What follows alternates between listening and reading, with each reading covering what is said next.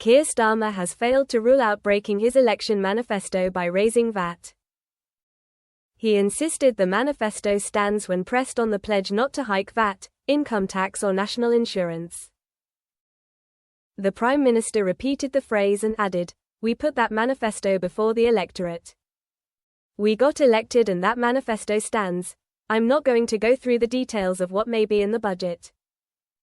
Obviously, it's 2 months away and no Prime Minister and no Chancellor would ever sit here and indicate 2 months out what may or may not be in the budget.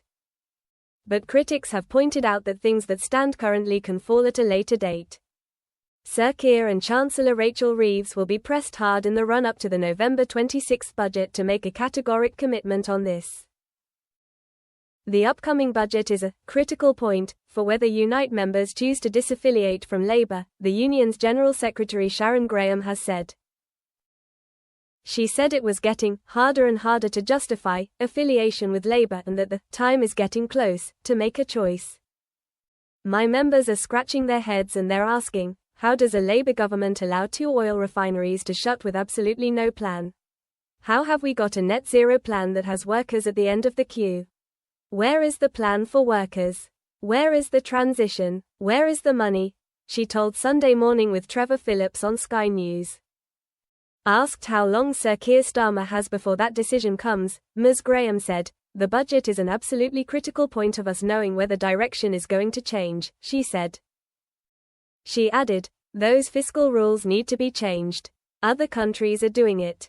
We should stop dancing around our handbag and do that. If that budget is essentially nothing, it's insipid.